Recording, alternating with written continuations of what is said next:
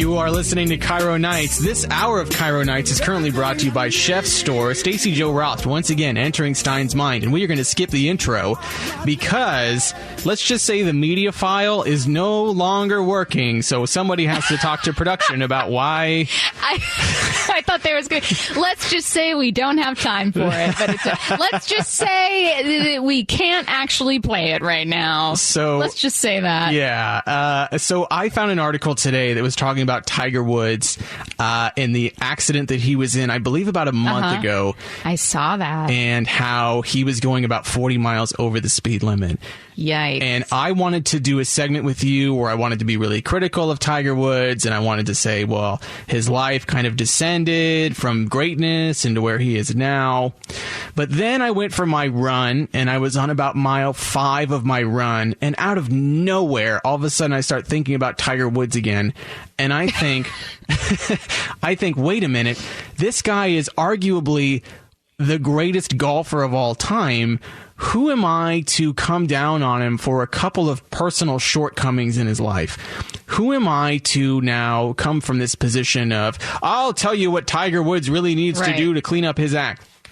And it reminded me of what greatness requires out of an individual, what perseverance, how that taxes somebody. And you and I, Stacey Jo, arguably are both demonstrations of this. Exactly my point. This is exactly what I was thinking about when I was running. You and I are exact demonstrations of this. You and I operate in a major market on huge radio stations with a huge reach. There are guys in, I don't know, Arkansas who are working for a 5,000 watt radio station who are saying, oh God, if I could only get to a major market and I could only get there. They've been doing this for 20 some odd years. They're making $36,000 a year, and they're saying to themselves, if I could only get to the level where I could talk about sports for on a 50,000 watt radio signal. They wish for it, and yet you and I are here, and it takes a tremendous amount of perseverance, and it takes a tremendous amount of effort, and it takes a certain amount of, dare I say, greatness to achieve that, Stacey Jo. So I submit that to you as what is on my mind. You were right to ask me about this. I'm really the perfect person to go to talk about what it's like to just be elite. Yes, exactly. First of all, I did see that Tiger Woods thing this morning, and I remember there was all this controversy about it for two reasons. The first of which was people saying, wow, he's dealt with substance abuse before. Is this something where he was either drinking or taking any kind of, I don't know, illicit, I don't know, like pills of any kind or whatever, right. And is this something that led to it? And then they were like, no, that's not what led to it. And then the second controversy came when they were like, we're not actually going to tell you. And that one was really interesting because it was like, well, is it anyone's business? I mean, he's a public figure and a very famous public figure. But then, of course, that controversy subsided when they were like, okay, we'll tell you. He was like driving 40 miles over the speed limit, which is insane. Yeah. However, I love the premise of this argument because it is a fascinating concept of, gosh, where do I want to? It's not idol worship. It's not anything like that. But it's this idea that people who are public figures are given by us, the public. Obviously, this is just a metaphorical example because I am a very famous public figure. And so I am not one of the little people. Right. But us, the public, assign these people, whether it's Tiger Woods, maybe it's Miley Cyrus back, 10 years ago, say that I'm a parent with young kids. We assign them this set of rules that they have to follow that we don't. If I get a speeding ticket because I was speeding and I was going 30 over the speed limit in a school zone, it's like not a great look and I have to pay a really pricey ticket, but it's not front page news. If Tiger Woods does it, there's all kinds of conversations about, wow, he put the lives of people at risk and blah, blah, blah. And it's such a fascinating conversation because we're all human. And it gets into this whole idea of when you are so insanely talented that you really are kind of separate and right. Everything about your experience of your life is separate. There are more lives that have been lived that are like mine than there are lives that are like Tiger's. I would argue there are none that have been lived that right. are like Tiger's. And that is something that is fascinating and does kind of separate you in a weird way. But at the end of the day, we're all people. is it his responsibility to be a perfect role model all the time? Is it Miley Cyrus's responsibility to raise your kids? And anyone in Gen Z is listening thinking, wow, I can tell this woman is older than 30 because she's using Miley Cyrus as an example. But point being, that's some of the flack that like JoJo Siwa or whatever was getting. When she was, kind of coming into her own as a young adult, and people saying like, well, wait a minute, you're still in charge of being an idol for my kids. And it's like, well, I don't know, like maybe I'm getting older and your kids can get someone new. So, there's all kinds of interesting conversations to happen there. I love that you brought it up. Well, it reminds me of, because I think about what I do in a day for my job, and I was thinking about that as it pertains to Tiger Woods. I wake up, I go for my run, I record my podcast, I work on my YouTube channel, and then I have to go start working on my radio show. I work something like between 10, 11, 12-hour days in order to get everything that I want in order to perform at this level. I have to read things about Donald Trump that I don't want to read. Mm-hmm. I have to read things about Joe Biden that I don't want to read. I have to hear things about children being killed in third world countries or the amount of homicides that happened in Chicago over the weekend. And I have to decide how to sort that out and filter that out to do my job and also be a normal, regular human being for Sarah or for my Pomeranian or for my mom, right? I have to figure out how to separate all these pieces. What's your Pomeranian's name, Jack? It's Bear, but I call him Boo because he's my little man. Boo.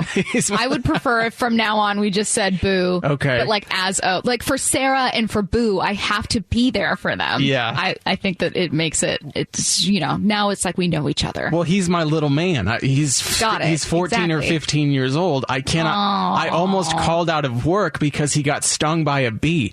I have.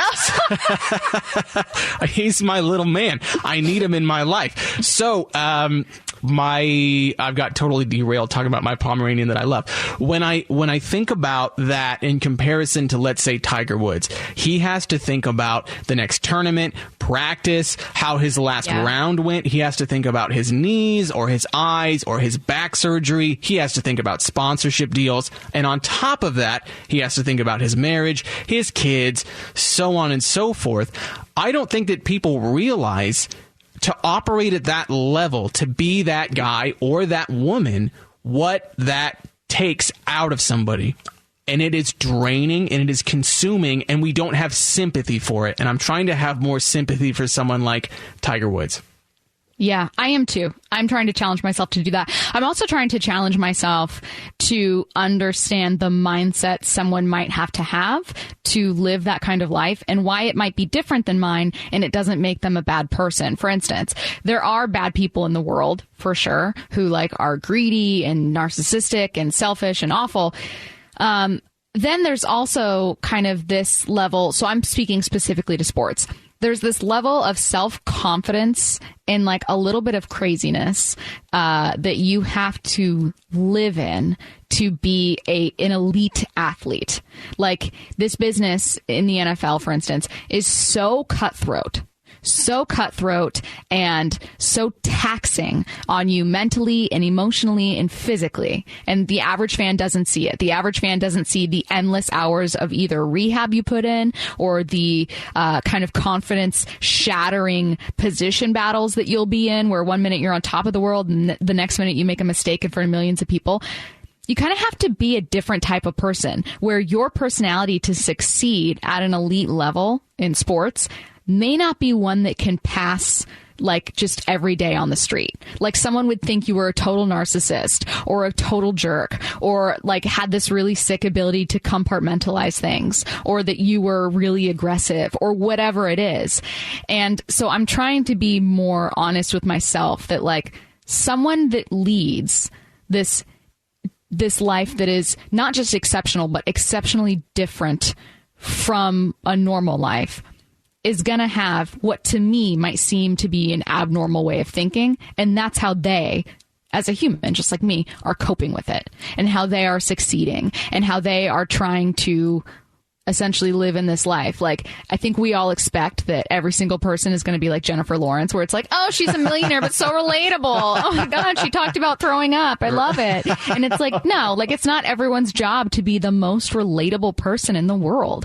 Like, sometimes in order to succeed, you're not going to be that person. And that's okay. I have a guy who he sends me. I got to be careful because I don't want to trigger this individual. So I have an individual who sends me emails regularly. These emails, these long emails, and this individual talks to me as if we are kind of buddy, as if we are kind of homies, if you will. And one of the things that's really weird about these emails is that I am on a pedestal that does not exist. I'm not that guy in whatever this person's kind of fantasy version of me. I'm not that individual. So when I read these emails or when I get them from him, I never respond to them. But when I get them, I have to kind of, it's an excellent counterweight to my hyperinflated ego, because I go, oh, I'm not that dude. There's no way that I could be that dude for anybody, because I think about myself like I was crossing a crosswalk the other day and someone didn't stop. I was walking I was walking Boo Bear, and the person did not stop at the crosswalk. Now they came within 2 or 3 feet of us. We were fine, but I blew a gasket because he's my little man. So I completely went insane. I gave them the finger. I started yelling. Now, if you heard me on my podcast or on the radio show, you would think, oh, Jack is normally a very calm and collected guy. If somebody had filmed that and put it on the internet, I would look like the worst human being alive. I would look like a terrible human being. I've thought that before of like, I'll be like on a customer service line and I'll be really frustrated and I'll try to be being polite, but isolated, you'd be like, wow, this girl is so rude, because you're like, so what I'm hearing is that you're charging me for this, correct? Right. And you don't mean to be rude, but you're like, at this time I've been waiting for 2 hours, and you just think like, in this isolated moment, I'd be like, that girl is the worst. Like, I'm not asking for a manager. Let's be clear. But you just sound me. You know what? This is only tangentially related, but about the pressure that is on people to be different than we would make ours. Like, the standard that we hold public figures to is always different than the one we hold ourselves to. Right.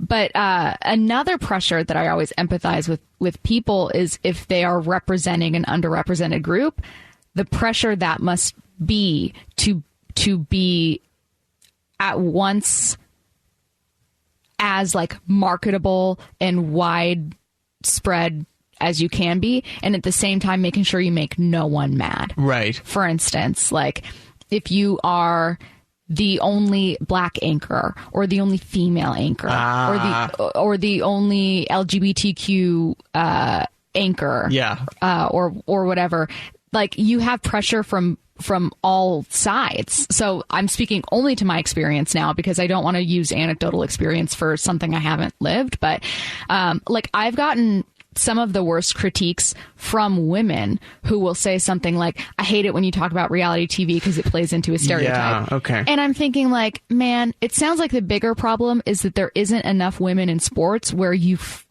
can recognize that me liking The Bachelor and not talking about it, just me mentioning that I like it, like, it doesn't make me stupid.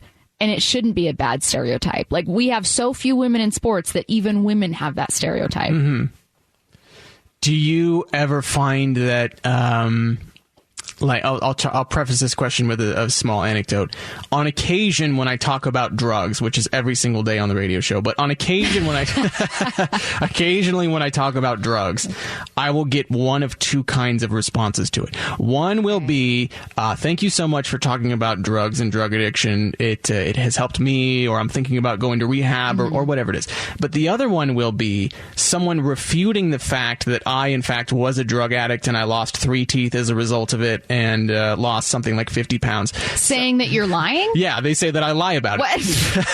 Why? I don't know. Why would I don't know. Don't you think there would be so many cooler lies I could come up with? Yeah, like than the fact that I was a drug addict. I hella ski, you know what I mean? Or I I was an Olympian. Yeah, like I did a halo jump from 30,000 feet. I don't know. Don't you think there'd be something cooler? Like once I got into a thumb wrestling match with Benicio del Toro and I won. I don't know. I could pick anything cooler to be than a degenerate drug addict for 10 years of my life. But just as an example, yesterday I was talking about it as it pertains to George Floyd, and somebody says, hey, cheap shot for you to go after George Floyd. I would imagine a drug addict would have more sympathy than that. So to your point, do you find that in being a woman and being an anchor, that the pressure that people put on you kind of goes in those two directions? Either you're this person that you are not, or you are not representing women effectively. 1,000%. And it's been both of those. And one of the things that I see the most pressure to is with domestic violence. Domestic violence and talking about it is, first of all, it's hard to do because you try to find a way to be empathetic to the entirety of the situation, but particularly empathetic and an advocate for the victim. And then within that, you're like, do I call someone the victim? Do I say that they're a survivor? You know, like, how do I? Right. There's all kinds of nuances to this that I'm still learning. And I've had friends that have experienced domestic violence. So it's not like it hasn't touched my life, but like I find that more often than not, when we have talked about this, so for instance, Antonio Brown is a wide receiver who's been accused of domestic violence before. If we talk about it as a show or say as a station, I find that I get a lot of comments that are like, wow, Stacey, I can't believe you'd ever say Antonio Brown, should get a shot, which I haven't said. That's a bad example. But there's like a separate expectation that as a woman, I am going to speak out about domestic violence. And first of all, I'll always speak out about domestic violence, but let's make that expectation one that's shared, where it's not just the woman's responsibility to explain an issue that affects both men and women. By the way. Yeah, you know what? You just awakened a part of my brain. It's not always your responsibility to say, well, as a woman, let me tell you how I sincerely feel about domestic violence. And it's almost, I think that people take for granted how, I want to say, difficult it can be to navigate tricky subjects like domestic violence or like drug abuse or like what it means to, what does it mean to be a woman commentator in sports? Mm-hmm. Navigating that is kind of a very delicate dance in the same way that Tiger Woods trying to navigate fame is a very delicate dance. And I think to have a little bit more patience and appreciation for people, whether it's Tiger Woods or Stacey Jo Ross or Jack Stein, just throwing out names, that would really... or Boo Bear. Or Bear, my main man. I think that having just a little bit more... If people could kind of slow down the judgment train in the way that I did. Some patience. Yeah, patience and not... Because again, Stacey, this morning, I was thinking, man, when I get Stacey on the line, I am going to blow up on Tiger Woods and I'm going to go off. And it didn't An hour later. Man, poor Tiger. Exactly my point. An hour later, I slowed it all down and said, you know what? Actually, I feel bad for the guy. So, Stacey Jo Ross, thank you so much for coming on with us tonight. I really do appreciate it. Oh, anytime. You're listening to Cairo Nights. We'll take a real quick break. We'll be right back.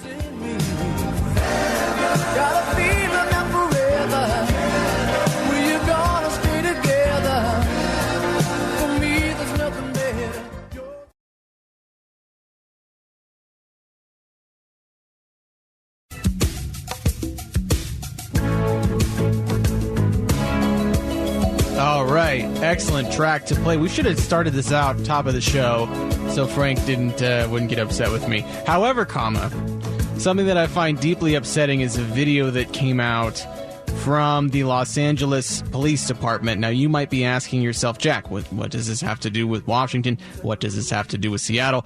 I say to you that this is a primary example of something that I have been fighting against since I started doing talk radio, news radio, which is something about the police state.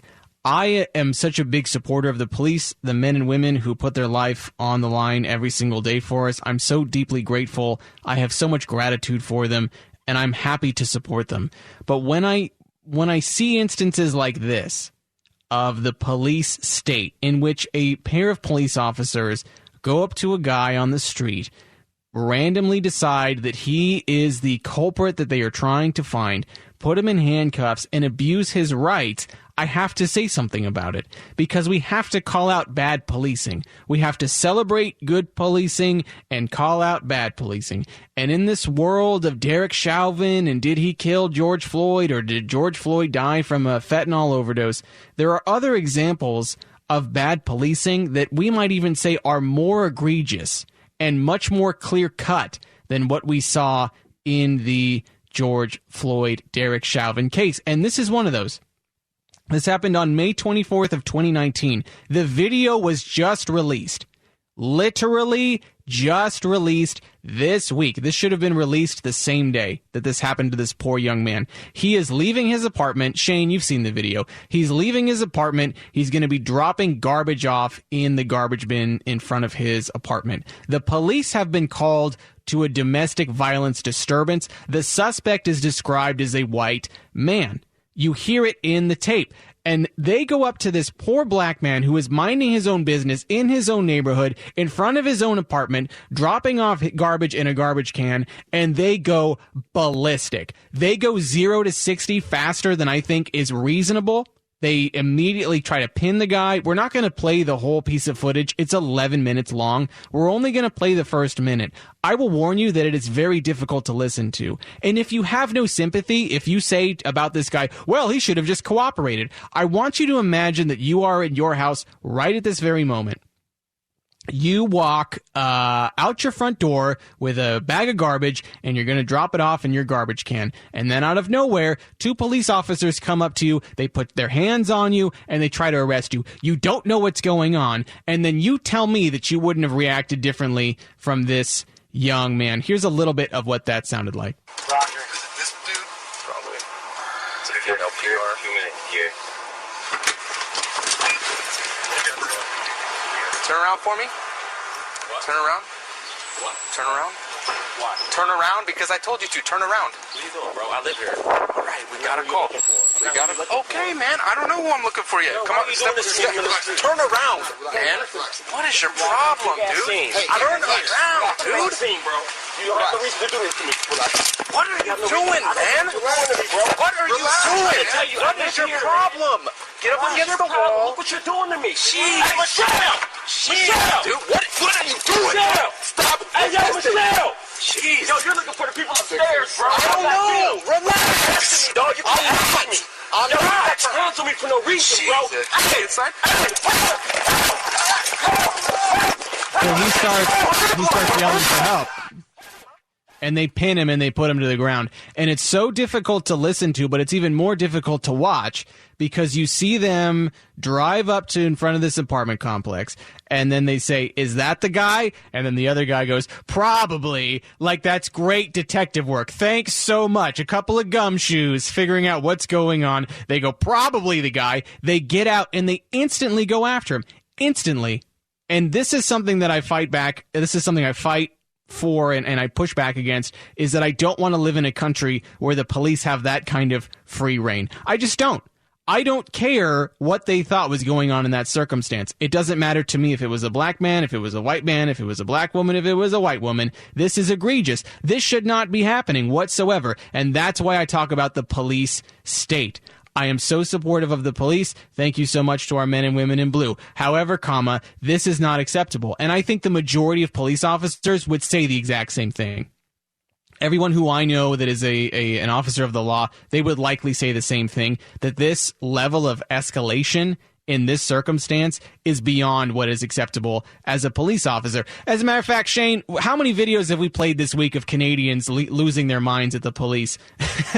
And the police just saying, well, okay, I guess we got to leave now. Yeah, I mean, we played probably about 2 or 3, if memory serves me correct.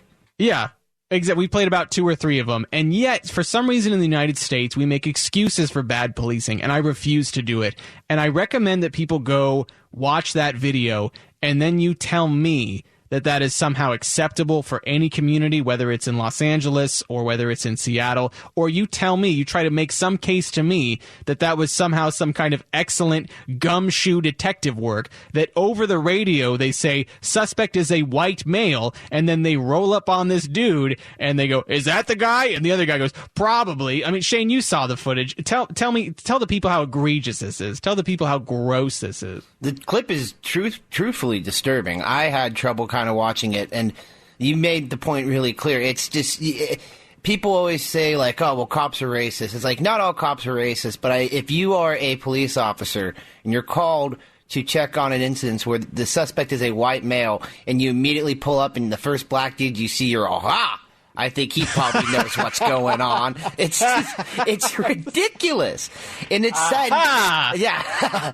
I got him now. But the thing that's ridiculous is it's so sad to watch this guy's reaction, because the guy's first reaction after he puts the garbage in the garbage can is he immediately puts his hands up in fear for his life. You can even hear it in his voice, calling his wife, being like, they're trying to arrest me. You could hear the fear in his voice. That is the most disturbing part about it at all, is that he actually felt that he was in danger, and that's where we have this huge divide between the people and the police, and where like lines get crossed all the time. This is another great example of why we need to really focus on police reform and not defunding police, but really figuring out how we can make them better, because there's a lot of cops out there that are not doing a good job and not giving a good name to a lot of other people out there who are serving their communities properly.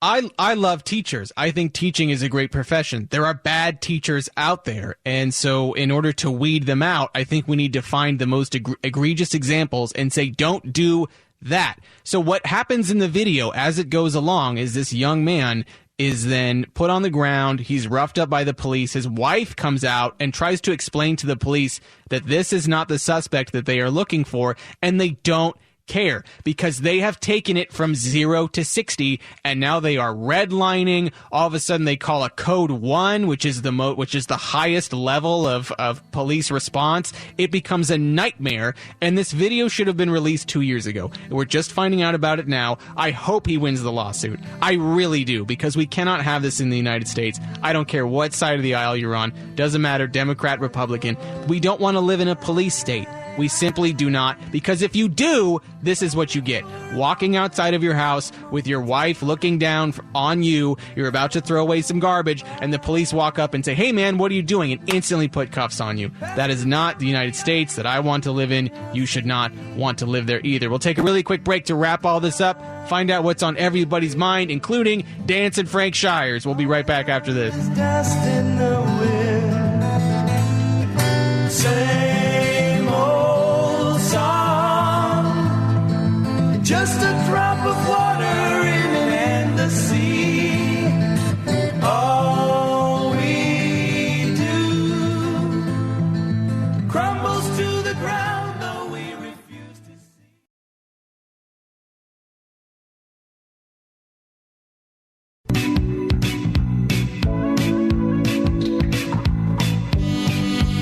All right, my least favorite song of all time. Thank you so much for this, Shane. It's great. We did it for you. Perfect soft rock. It is. It's definitely soft rock. The softest of soft rock, Jack. It's great. Shane, you're now at... I know we're not playing Random Question Robot, but you have just lost a point. Why? Maneater... Just one? I'll take 1 point. This is for this song? Maneater is a... Yeah, and I did it. I was in on it, too, so that's one taken away from me, too. Oh. All right, well, Frank, you're back to a baker's dozen then. What, was it your plan, Frank? Was No, it your, because it was your... But, payback is difficult. Dance and Frank Shires, I got to tell you that when...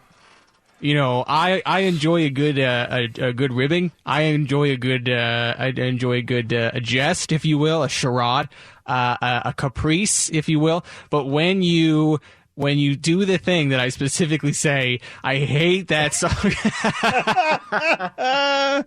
Yeah, well, these things do happen. What's the best Hall & Oates song has got to be I'd do anything. That song? What is that song? How does that song go? That you want me to do, and that... God, that song is so good. No, I can't go for that. Oh, I can't go for that. No can do. Yes.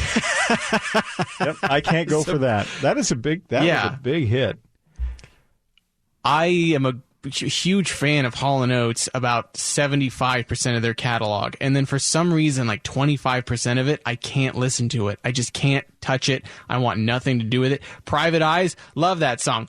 They're watching you. And then everything else, something about a lot of their music is just grates on you. And I can't physically do it. Frank Shires, what is on your mind tonight, dancing Frank Shires? Well, actually, that was the biggest thing on my mind. A friendly little payback for your well, joke, turnabout is fair play, for your joke at the beginning of the. For those who just joined us, instead of playing a soft rock song at the beginning, and my suggestion, which was Christopher Cross Sailing, Mr. Stein decided to play. I don't even know what that was. What was that, Shane? Your Love by the Outfield. Yeah, a really popular song. I mean, it's incredibly well known. I am sure it won the Grammy. Multiple awards. I'm sure. Yes. Frank, that is a great song. That is a phenomenal song. And so, maybe you didn't like my little naughty caprice, but at the same time, Frank, it is nothing is funnier than a Frank Shires legitimate reaction to a thing. Nothing is funnier than Frank Shires having just disdain for something. Utter disdain. It's hilarious. Just disdain and contempt because you are such a man of passion when you express your thoughts about these things. Yeah, it's so raw and so real, Frank. I'm just a retiring little flower. There's nothing contrived about Frank Shires, and that's why I enjoy working with Frank so very much, because you're getting the real deal every single time, and I say that with no sense of, it's just the total truth. Frank Shires is the most genuine article you'd ever want to meet in your life. Speaking of, Shane, what's on your mind, bud? I've had this on my mind for the past day or two. I'm a big stand-up comedy fan, as I've mentioned before, and I am a man who is, how I could say, I'm done with SNL. I'll just put it straight out there. Why? Saturday Night Live, I think, is the biggest group of crooks and thieves that I've ever seen on television. What do they do? Wow. There's a comedian who I follow named Ari Manis. He's an LA-based comedian. Okay. And he recently came out. He did a writer's packet for SNL for when they did their last auditions in 2020. He put a sketch in there about Salt Bae, the guy who was really famous on the internet. White shirt, would sprinkle the salt all fancy. It was an internet sensation about a year or two ago. Yeah. I remember what? Salt Bae. Salt Bae. Okay. Yeah. So he made this skit about Salt Bae, about taking his girl out to dinner and then getting his girl stolen by Salt Bae. SNL completely stole his whole entire script and video, and he made his own version of it himself, and he posted the videos of both the similarities. And this is not the first time that SNL has been accused of stealing other people's writings and jokes. So I ask all the wonderful listeners of Cairo Night to stand in solidarity with me and the rest of the comic community and try to ban SNL, because that's been on my mind the past couple of days, and it's just been rubbing me the wrong way. That's for sure. And that's all that's on my mind. I've heard that it's so cutthroat there because every week you have to produce something and you have to try to get it on the show, that a lot of these guys will go out to comedy clubs. A lot of the writers will go out to comedy clubs and try to take a bit or two, just kind of take a little bit here, a little bit there. I haven't watched Saturday Night Live in years because of the just it's not funny anymore. There's nothing about it. I mean, on occasion they come out with kind of a sort of funny viral video, but not so much. Frank Shires, in the last, let's say, 90 seconds, do you have anything to say about this very wonderful Soft Rock Wednesday? Can't wait for next week, baby. It's going to be all man-eater all the time. No, see, that's the worst. I shouldn't have said anything. I should not have said anything whatsoever. Why do you think the random question robot asked you that question? Oh, no, Frank, you got me. I fell for the trap. I completely fell for the trap. All right, well, we got to get out. I've been bivouacked. For Mr. Frank Shires, Mr. Shane Peterson, I wish everybody a very good night. We will be back tomorrow, and goodbye.